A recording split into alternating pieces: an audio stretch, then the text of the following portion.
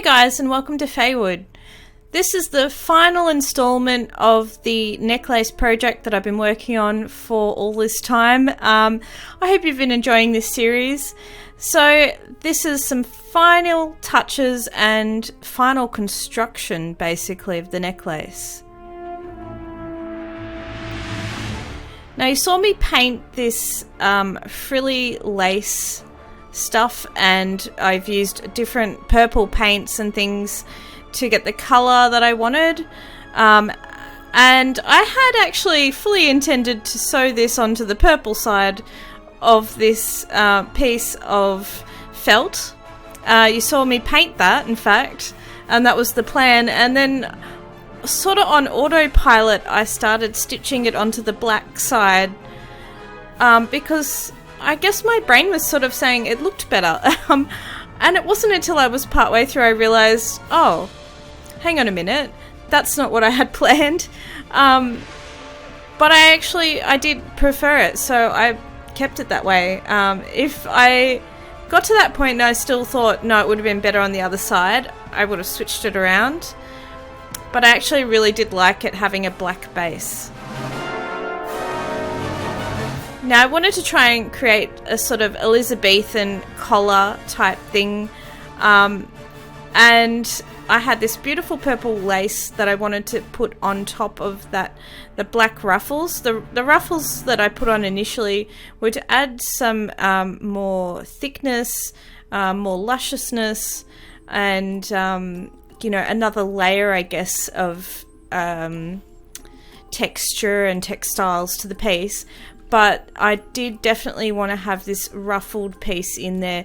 The Skeksis are so ostentatious, and they're all about, wearing these amazing jewels and materials and all of that sort of thing. And a lot of their costumes take from history and, repurpose it in a dark kind of old, ancient. I think it looks kind of ancient. All of their stuff looks like they've been wearing it for 1,000 years, which possibly they have. They never seem to change clothes, so possibly they have. So you can see I'm stitching through this lace in multiple parts, and as I'm going, I'm really trying to neaten up those ruffles so that they are more precise. I'm sure there's probably a technique that's more in keeping with how Elizabethan collars were made, but I found this worked okay for me, and so I just I did it just by hand, and made sure to stitch it at multiple points so that ruffle really stayed precise all the way across. And then I stitched it down mostly at the base of the collar where it would sit next to my neck, and then I did do some tacking stitches a little further up because I was finding that it was flopping around a lot. I didn't want it to be stitched all the way flat. I did want it to have some movement, but I just thought a few stitches around there would keep it kind of in place a little bit better. Now at the very tip of the collar on the purple side, there was some blank spaces, and I wanted to keep this side more material because this was going to be sitting really close to my neck, and not necessarily as visible as it turns out.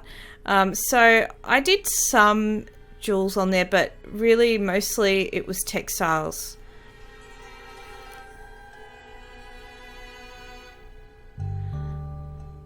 Now to give a nice finishing line to the piece, I had this purple trim that I thought was perfect to go over the top of the edge of all of the ruffles that I did, and just really give that a nice finish.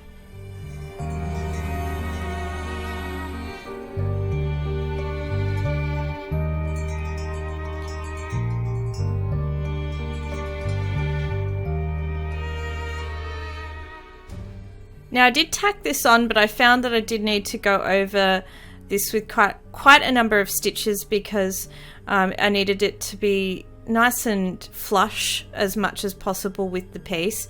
So I did a fair bit of stitching just to keep it uniform mostly as I went along.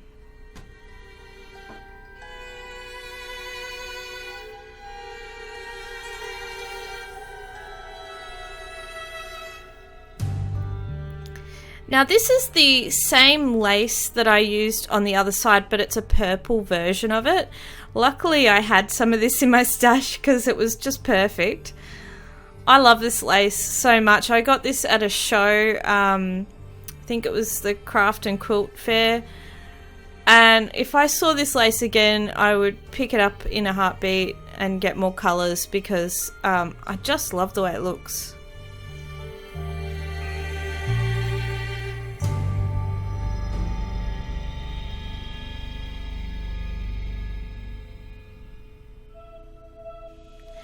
So you can see I did trim the underside of the lace to fit the shape, but I've kept that flower shape as is, and so it does stick out a little bit, but because I trimmed that underside, it still gives enough definition so that you're not losing the shape of the collar.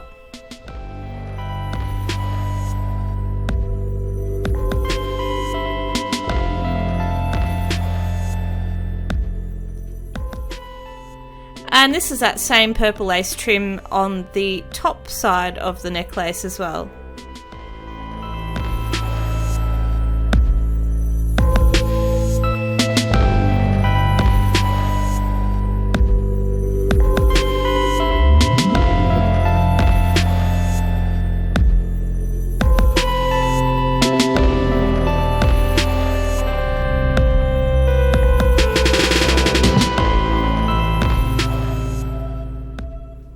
That's me and all my finery.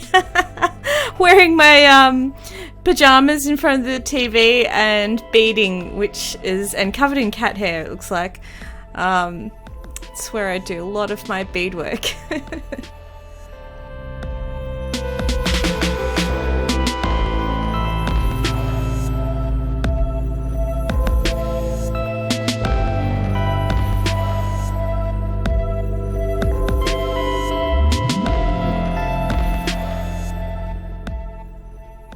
So this side's all about textiles, it's all about layering and really padding it out and, you know, giving that real lusciousness to the textures and things that you see there. So you can see the black lace that I painted, it just peeks out the bottom of the purple, and then I had this nice bit of black lace that really, to me, added those dark shapes that you see in a lot of the Skeksis, in their castle, in like a lot of the drawings of Skeksis and imagery and so forth, and I thought that was a perfect way to sort of finish that off.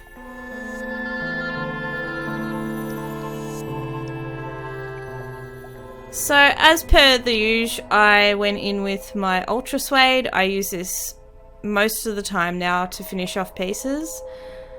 It's just easy to stitch through, it doesn't fray, and yeah, highly recommend it.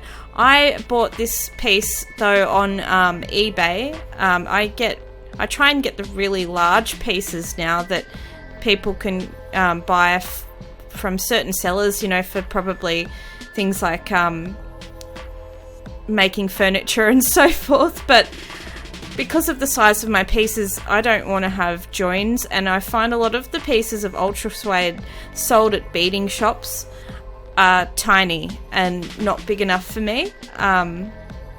So I do prefer to get large pieces of ultra suede.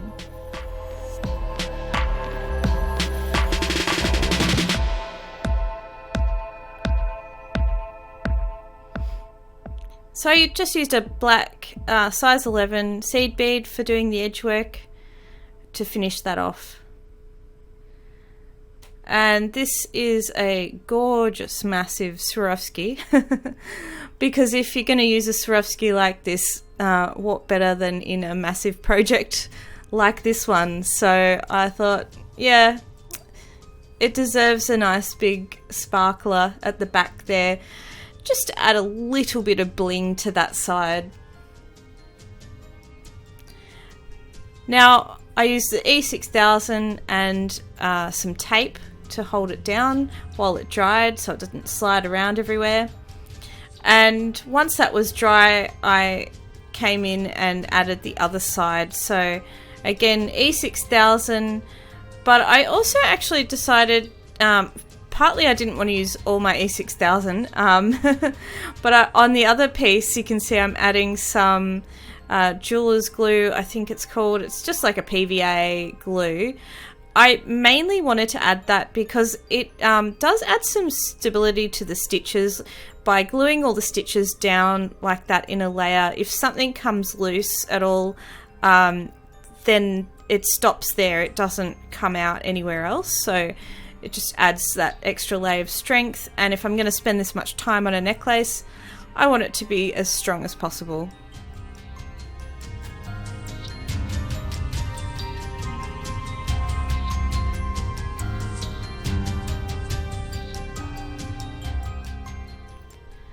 So again, finishing off with the size 11 seed beads, just doing a brick stitch around the edge there, using obviously the material itself as the anchor point, and coming back up the bead. And I did try to pierce all the layers when I did this, at minimum the outer two layers, so that it's pulls those together, keeps a nice neat line, and you know, just adds strength.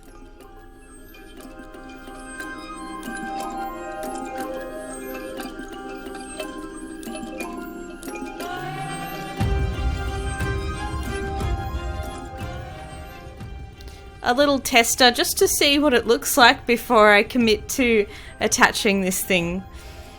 Now, I did share these in a haul, these black stampings, and yeah, again, I thought these were perfect for the very tip of the necklace.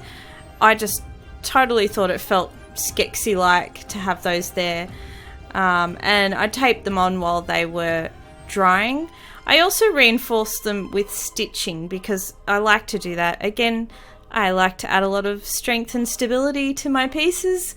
I want to feel like, you know, I can basically throw it around and not have to worry. Not always possible, but if I can do it, that's what I prefer.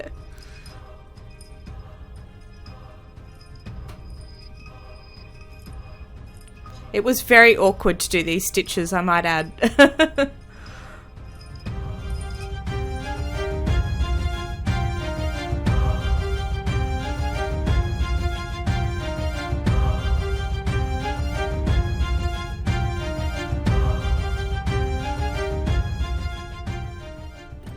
Now you might notice I've got a piece of that beautiful crystal, it looks like druzzy, but it's glass, and I just love that stuff. So that I put on both sides of the necklace, just near where I've popped the stamping.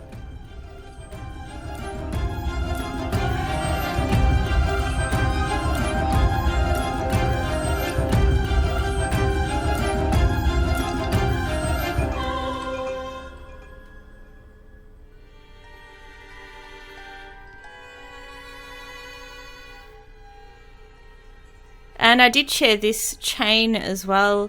Again, I just thought it was perfect for this piece.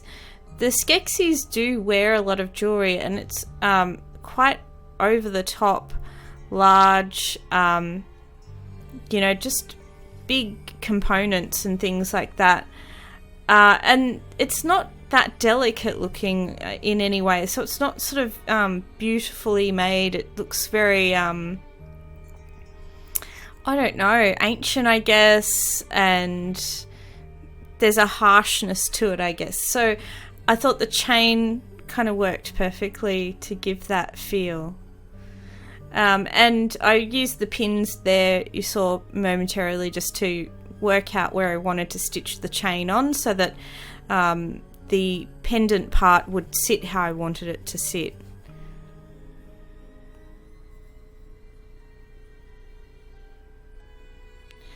So I just used a loop of seed beads that I stitched through as many times as I could possibly do, and then through all the layers of the material as well, and then back through again the beads, and so forth until I couldn't go through it anymore and it was nice and strong.